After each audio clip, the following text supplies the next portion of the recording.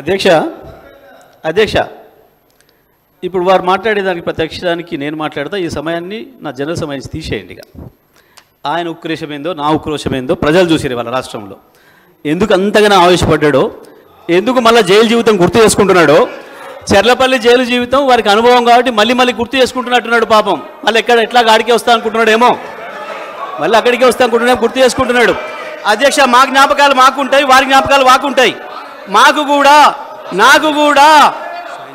కూడా చెంచల్గూడ జైలు గుర్తుంది అధ్యక్ష. నాకు కూడా మీరాగురిగా నేను చెప్తా కానీ వాళ్ళందరికీ నాకు కూడా చెంచల్గూడ గుర్తుంది అధ్యక్ష. ఎందుకంటే తెలంగాణ ఉద్యమం కొరకు జైలు పోయిన అనుభవాలు. ఆయనకు చెర్లపల్లె గుర్తుంటుంది అధ్యక్ష, ఆయనకు అదే గుర్తుంటుంది అధ్యక్ష. పాపం మళ్ళీ యాద్ చేసుకుంటున్నాడు అధ్యక్ష. ఎంత క్రోషంగా మాట్లాడిండు, ఎందుకు కూర్చోరాదు, ఎందుకు లేదు అధ్యక్ష వారు గొప్పలు చెప్తారు. సూర్యాపేట రైస్ మిల్లులో దొంగతనం చేస్తే సూర్యాపేట మిల్లర్స్ పట్టుకొని సూర్యాపేట రైస్ మిల్లులో ఎవరిని చెట్టుకు కట్టేసిరో కూడా సూర్యాపేటలో చిన్న పిల్లగాన్ని నిక్కరేసుకున్న పిల్లగాన్ని అడిగినా చెప్తారు అధ్యక్ష. మిగతా వివరాలు మా వెంకటరెడ్డి గారికి ఒక 2 నిమిషాలు సమయం ఇస్తే వాళ్ళది ఎంత గొప్ప చరిత్రనో ఎప్పుడెప్పుడు ఏమేం చేసిరో తాతలు ముత్తాతల నుంచి మొత్తం లెక్క చెప్తాడు అధ్యక్ష.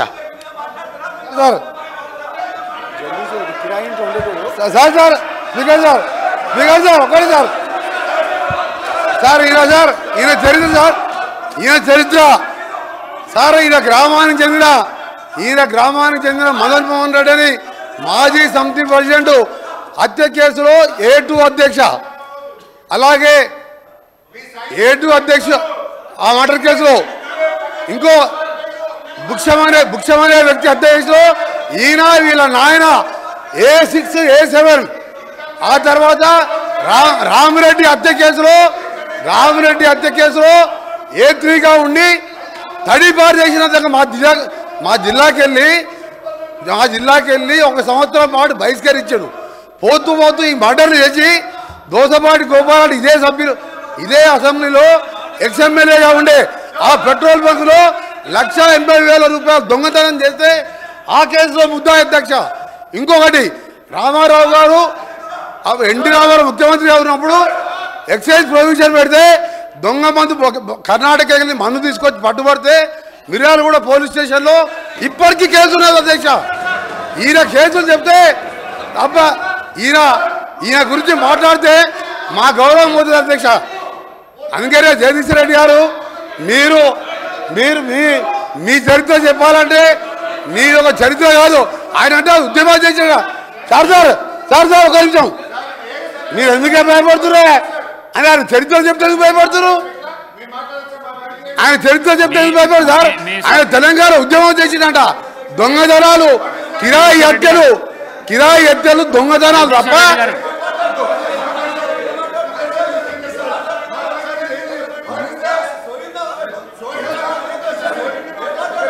జగదీశ్వర్ రెడ్డి గారు మీరు వెళ్ళండి ప్లీజ్ కౌశిక్ రెడ్డి గారు వెళ్ళండి, మీరు వెళ్ళండి డాక్టర్ సాబ్ మీరు వెళ్ళండి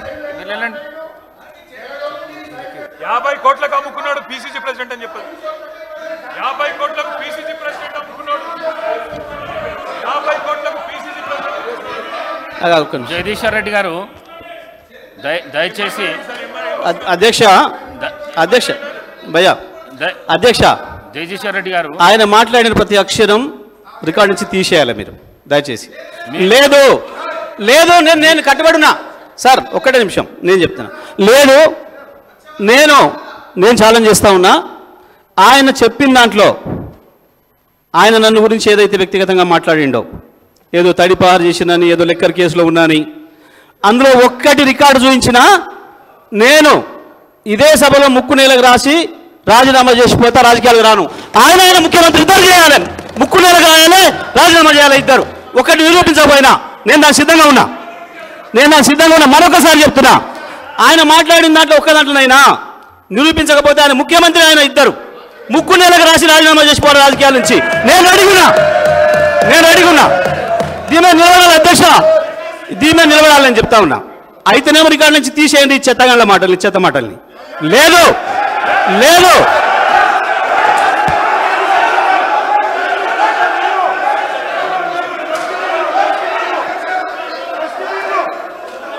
డస్ట్బిన్ దగ్గర ఓకే ఓకే సార్ ఒకరి ఆగండి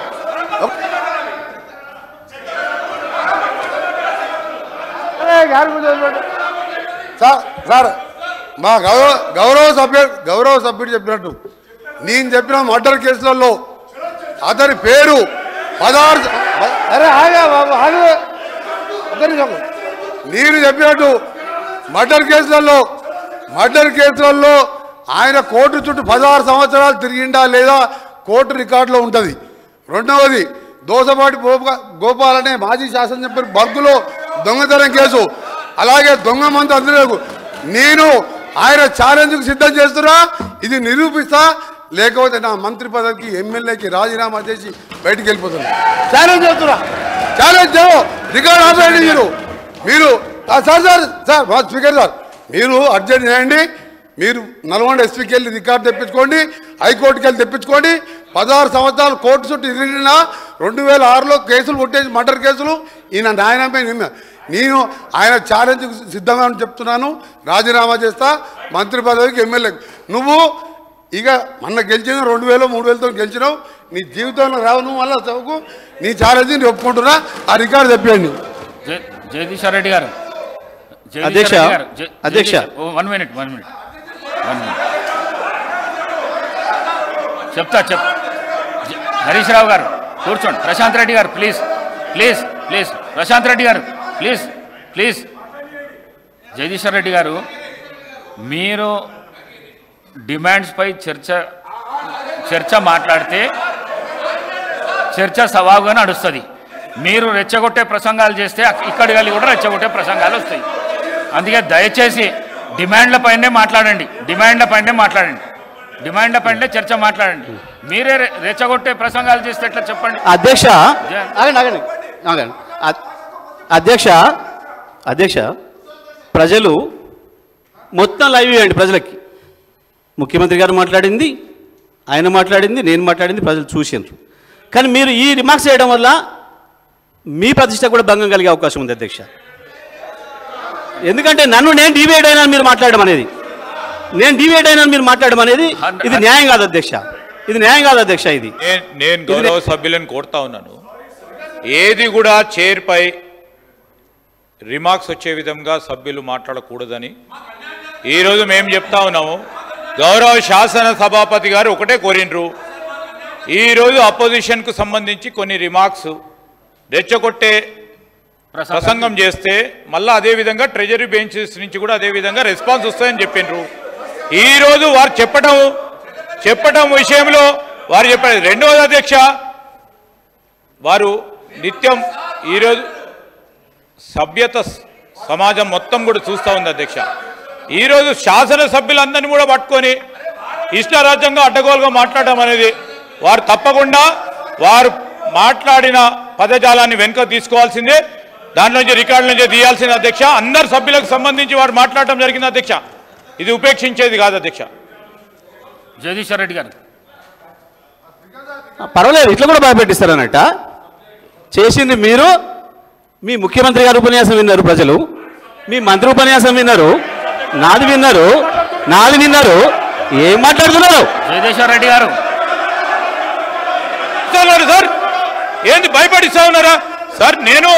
నేను భయపడియలేదు అధ్యక్ష. నేను భయపడితే వారు భయపడేవారు కాదు, కాదు అధ్యక్ష. నేను సభకు సంబంధించిన సాంప్రదాయాల విషయంలో మాట్లాడినా, చాలా స్పష్టంగా మాట్లాడినా. ఎవరు భయపడించిన అధ్యక్ష? ఇక్కడ ఎవరెవరికి భయపడేది లేదు. మీరు భయపడరు, మేము భయపడం. ఇది మొత్తం యావత్ రాష్ట్ర ప్రజలకు సంబంధించిన సభ. ఇది ఎవరు భయపడేయాల్సింది ఎవడో వీడు కొడతాడు వాడు కొడతాడని కాదు. దయచేసి సీనియర్ సభ్యులు మాట్లాడుతూ ఉన్నప్పుడు నేను ఈరోజు చెప్తా ఉన్నాను గౌరవనీయులకు, ఈరోజు ఎవరు భయపడక్కర్లేదు సార్ అధ్యక్ష. ఈరోజు ప్రజలు ఉన్నారు, వారే అందరినీ భయపడిస్తారు. ఈరోజు ఎవరిని భయపడించినో చూపెట్టారు. దయచేసి నేను గౌరవ శాసన సభాపతి ద్వారా వారిని కోరుతా ఉన్నాను, ప్లీజ్ కమ్ టు ద సబ్జెక్టుకు సంబంధించిన టెక్నికల్ అంశాలు ఉంటే ఈరోజు వారు ప్రస్తావన చేయమనండి. ఆ ప్రస్తావన తర్వాత సభ్యులు చాలామంది కూడా మాట్లాడేది ఉంది. డిమాండ్స్కి సంబంధించి మేము కూడా మా గౌరవ సహచరుల మంత్రులందరూ కూడా సమాధానం చెప్తారు. డిమాండ్స్ పాస్ కావడానికి అందరినీ కూడా మరి వారిని కూడా కోరటం జరుగుతుంది కనుక దయచేసి సభా సమయాన్ని వృధా చేయకుండా ముందుకు నడపాలని కోరుతాను. సభ రికార్డులను పరిశీలించి నిర్ణయం తీసుకుంటాను. జగదీశ్వర్ రెడ్డి గారు ప్లీజ్ కంప్లీట్ చేయండి సార్. డిబేట్ కాకండి, డిబేట్ చేయకండి సార్. నేను డిబేట్ చేయడమే సార్. మీరే చేస్తున్నారు. డిబేట్ చేయడమే సార్. మీరే చేస్తున్నారు. చూస్తున్నారు ప్రజలు. మీరే చేస్తున్నారు. ఆయన ఎల్ఏఎం మినిస్టర్ గారు మాట్లాడుతూ అధ్యక్ష ఎల్ఏఎం మినిస్టర్ గారు మాట్లాడుతూ ఉపేక్షించం అనే మాట మాట్లాడిండు. ఉపేక్షించమనండి ఎవరిని భయపెట్టిస్తున్నట్టు? భయపెట్టడం కాకపోతే ఉపేక్షించమనే మాట ఏంటిది? ప్రజలు చూస్తున్నారు కదా అవతల. దయచేసి నా వాదన కూడా సమానంగా చూపించండి అధ్యక్ష. తమరికి నేను రిక్వెస్ట్, తమరికి నా అభ్యర్థన, మేము మాట్లాడినవి కూడా ప్రజలకు చూపించండి, వాళ్ళు మాట్లాడినవి కూడా చూపించండి. ప్రజలు చూస్తున్నారు. వీరు మాట్లాడిన దానికి, వెంకరెడ్డి గారు మాట్లాడిన దానికి అధ్యక్ష నా పైన ఒకటి కాదు 3 హత్య కేసులు పెట్టిండ్రు. ఒకటి కాదు 3 హత్య కేసులు పెట్టిండ్రు. వాళ్ళే అధ్యక్ష 3 పెట్టిండ్రు. ఇదే కాంగ్రెస్ పార్టీకి సంబంధించిన ఆనాటి శాసనసభ్యుడు, మంత్రి. అయినా మూడిట్లో కోర్టు నిర్దోషిగా తేల్చింది. ఇది తప్ప ఆ తర్వాత తెలంగాణ ఉద్యమ సందర్భంగా వచ్చిన కేసులు తప్ప ఇంకా ఒక్క కేసు నా మీద ఉన్నా. ఆయన పెట్రోల్ బంక్ అన్నాడు, మిర్యాల కూడా అన్నాడు. ఈ రెండింటి విషయంలో హౌస్ కమిటీని వేయండి. నేను ఆయన ముఖ్యమంత్రి చేసిన ఆరోపణలు కానీ ఈయన ఆరోపణల మీద నేను నిలబడి ఉన్నా. ఇప్పటి కూడా చెప్తున్నా. వాళ్ళు ఈయన చెప్పిన రెండిట్లో ఒక్కటి లేకపోయినా నేను ఇక్కడ ఉన్నా, ఒక్కటి నిరూపితమైనా ఇక్కడి నుంచి అక్కడికి మీ టేబుల్ దనక ముక్కు నేలకు రేసి రాజీనామా చేస్తే వాళ్ళిద్దరు కూడా పనిచేయాలి. ముఖ్యమంత్రి అండ్ కోమటిరెడ్డి వెంకరెడ్డి ఇద్దరు కూడా పనిచేయాలి. హౌస్ కమిటీ వేయండి ప్లీజ్. మొత్తాన్ని కలిసి తొలగించండి. నేను చెప్తాను దయచేసి, ఇది మంచి పద్ధతి కాదు. కంప్లీట్ చేయండి అధ్యక్ష. నేను మాట్లాడిన మాటలో దయచేసి మరి మీ వాళ్ళు ఎంతవరకు చూపించారో మాకు తెలియదు. మా అన్ని కట్ చేస్తున్నారు ఓకే, కానీ నేను చూపించింది కనుక బయట మొత్తం ప్రజలకు చూపిస్తే నేను మాట్లాడిన దాంట్లో ఒక అక్షరం ఎక్కడ తప్పు ఉందా? ఎందుకు ముఖ్యమంత్రి భుజాలు నడుపుకున్నాడు? అంత ఆవేశంగా ఉడుకొచ్చిండు బయట నుంచి. దొరికిపోయింది కాబట్టే, మీ దొంగతనం దొరికిపోయింది కాబట్టే భయపడ్డారు తప్ప నేను చెప్పిన ఎస్ మా సారు, మా నాయకుడు కేసీఆర్ హరిశ్చంద్రుడే. మీరు అలా సంచులు మోసే చంద్రుడు, వాడు చంద్రుడి సంచులు మోసి జైలు పోయింది నువ్వు. మా నాయకుడు హరిశ్చంద్రుడే. దానిపైన నేను దయచేసి చెప్తా ఉన్నాం అధ్యక్ష. ఇప్పుడు వివిధ సబ్జెక్టుకు సంబంధించిన అంశాలు వస్తే దానిపైన కూడా చర్చ పెట్టని మాట్లాడతాం. కానీ ఈరోజు డిమాండ్ సంబంధించింది మరొకసారి గౌరవ సభ్యులను కోరుతా ఉన్నాం. మరొకసారి గవర్నమెంట్ పరంగా ఉన్న డిమాండ్స్ సంబంధించి వారి సహకారాన్ని కూడా కోరి చెప్తే మిగతా అంశాలపై సబ్జెక్ట్ వేరే మాట్లాడదామంటే వేరే రూపంలో రండి మాట్లాడదాం. దానిపైన కూడా చర్చ చేద్దాం. కానీ ఈరోజు స్పెసిఫిక్గా పవర్కు సంబంధించి ఈ డిమాండ్ సంబంధించి ఫినాన్స్ డిపార్ట్మెంట్ సంబంధించిన డిమాండ్స్ ఉన్నాయి. వారు ముందట ఉన్నప్పుడు సబ్జెక్ట్ మీ దగ్గర ఉంటే సబ్జెక్ట్ పరంగా మాట్లాడండి. సబ్జెక్ట్ లేదు ఇదే విధంగా మాట్లాడదాం అంటే మాట్లాడదాం. దయచేసి జగదీశ్వర్ రెడ్డి గారు ప్రసంగాలు వద్దు, సబ్జెక్టు మాట్లాడండి ప్లీజ్. సార్ కాకండి, దయచేసి డిబేట్ కాకండి. సార్ అధ్యక్షుల వారికి నా విజ్ఞప్తి దండం పెట్టి చెప్తాను మీకు. నేను మాట్లాడింది ఒక అక్షరం సబ్జెక్ట్ ఎక్కడైనా డిబేట్ అయిందా? ముఖ్యమంత్రి వచ్చే వరకు ఈ సభలోకి ముఖ్యమంత్రి వచ్చాక డిబేట్ చేసిండా? నేను డిబేట్ చేసినా? చూపించండి ప్రజలకు మొత్తం. నాది చూపించండి, ఆయన ఆవేశాన్ని చూపించండి, ఆయనకు తోడుగా తందానన్న ఈయన మాటను చూపించండి. మొత్తం రాష్ట్ర ప్రజలు చూస్తున్నారు. దయచేసి మొత్తం ప్రతి అక్షరం కూడా పోవాలి ప్రజలకని చెప్తా ఉన్నా. నేను తమకు విజ్ఞప్తి చేస్తా ఉన్నా అధ్యక్ష. సార్ తీస్తే ముఖ్యమంత్రి గారు మాట్లాడింది ఈయన మాట్లాడింది అక్షరం లేకుండా సభ తీసేయండి. లేదంటే నేను దాని మీద మాట్లాడాల్సిన అవసరం ఉంటుంది తప్పకుండా. దానికి ప్రతి అక్షరానికి నేను సమాధానం చెప్పుకోవాల్సిన అవసరం ఉంది. ఈ రాష్ట్ర ప్రజలు ఆయన చూసారు, నాది కూడా చూడాలి, నా సమాధానం కూడా చూడాలి. మరి దయచేసి మీరు అనుమతిస్తేనే మాట్లాడతాను. ఎందుకంటే సభకు అధ్యక్షులు మీరు కాబట్టి మీరు అనుమతిస్తే మాట్లాడతా తప్ప లేకపోతే నేను మాట్లాడలేను. ఎందుకంటే అధ్యక్ష ఇవాళ మాకు ఇక్కడ దూరుడు అక్కడ దూరుడు అలవాట్లేదు అధ్యక్ష. ఈ ఇండియా బుల్స్ ఏందో అమెరికా బుల్స్ ఏందో, ఈ బుల్స్లలో దూరుడు, యాడ్ కమిషన్లు దొరికితే తిరుగుడు, ఇక్కడ ఎవరు నేను బ్లాక్మెయిల్ చేసుడు మాకు తెలియదు అధ్యక్ష. ఆ ఇండియా ఎక్కడనో ఆ బుల్స్ ఎక్కడనో మాకు తెలియదు.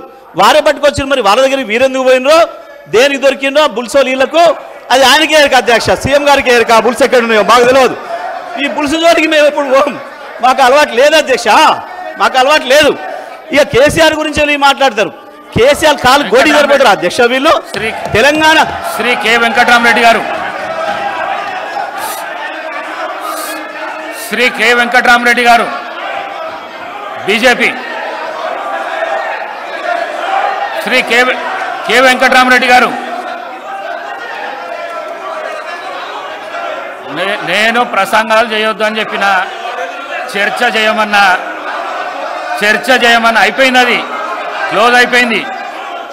మళ్ళీ దాన్ని డివైడ్ చేయొద్దు అంటున్నా నేను మళ్ళీ డివైడ్ చేయొద్దు, చర్చకు రండి అని చెప్తున్నా. చర్చ ఇచ్చిండు, సమాధానం ఇచ్చినాక కూడా మళ్ళీ ఎందుకు సభను గందరగోళపరచనికేనా? మాట్లాడమని, చర్చ మాట్లాడమనండి. జగదీశ్వర్ రెడ్డి గారు సార్ దయచేసి డిమాండ్స్ పై చర్చ చేయండి, డివేట్ కాకండి. సార్ అయిపోయింది. దయచేసి నేను మీకు మళ్ళీ 100 సార్లు దండం పెడుతున్నా. ఆయన వ్యక్తిగతంగా మాట్లాడిన కేసీఆర్ గారి గురించి మాట్లాడిన తీసేయండి, నేను దాని మీద వదిలేస్తా. తప్పకుండా తీసేస్తాను, మాట ఇవ్వండి, నేను ఒప్పుకుంటా. కేసీఆర్ గురించి ముఖ్యమంత్రి మాట్లాడి తీసేయండి. సభా రికార్డులను పరిశీలించి తప్పకుండా తొలగించే ప్రయత్నం చేస్తా. సార్ మీరు హౌస్ ఆర్డర్లు పెడితే మాట్లాడతా, మీరు ఆర్డర్లు పెడితే మాట్లాడతా. నేను ఆర్డర్లో సార్ నేను మీరు హౌస్ ఆర్డర్ పెడితే మాట్లాడతా. అధ్యక్ష, నేను ఇప్పటి వరకు శాసనసభలో ఎప్పుడు కూడా ఒక అక్షరం కూడా డిబేట్ మేము మాట్లాడలేదు. ఈనాడు కాదు, ఇంతకుముందు కూడా ఏనాడు కూడా, గతంలో నాకు ఇచ్చిన అవకాశం ఇచ్చినాడు కూడా. కానీ నేను సబ్జెక్ట్ మాట్లాడుకుంటూ పోతుంటే ఎక్కడి నుంచో ఎందుకో ఆవేశంగా ఉరికొచ్చి, అధ్యక్ష ఆర్డర్లు పెడతారా పెట్టరా? ఆర్డర్లు పెట్టండి అధ్యక్ష, వాళ్ళను విప్లైన ఆర్డర్లు పెట్టండి ఫస్ట్. చర్చ చేయండి. నేను దాని మీద మాట్లాడుతున్నా, నేను సబ్జెక్టే పోతున్నా, అధ్యక్ష, నేను సబ్జెక్ట్కే పోతున్నా. వాళ్ళు కూర్చోబెట్టండి. మళ్ళీ ప్రసంగం చేయకండి.